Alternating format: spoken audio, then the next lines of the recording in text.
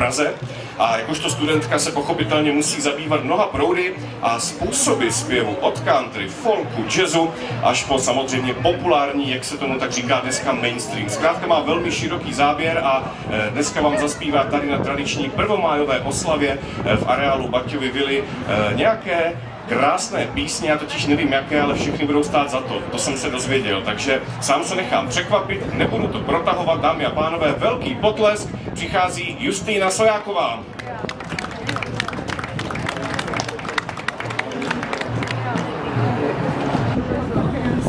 Dobrý den všem tady u vily Tomáše Bati.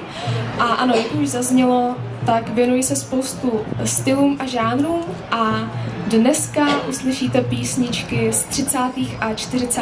let, protože tohle byla Baťova éra, takže se můžete těšit na jazz a swing.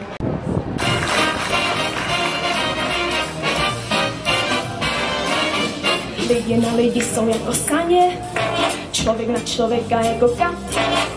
Podívejte se na ně, musíte naříkat. Ovrdopidi mu říkám jedlí, domnívají se, že vyhraje.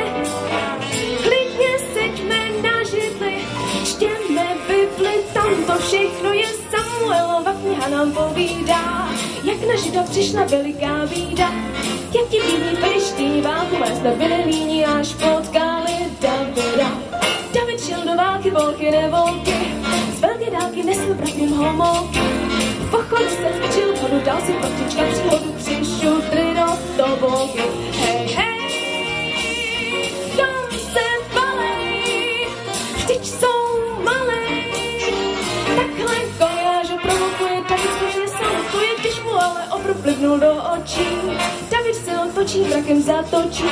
Když začínáš, no tak to máš, byl si velký, já měl kuráž a jaký byl Goliáš.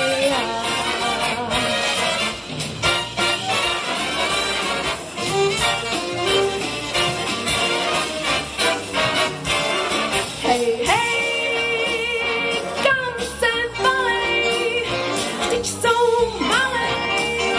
Takhle Goliáš ho provokuje, David strašně salutuje, když mu ale obr plivnul do očí. David se otočí, mrakem zatočí.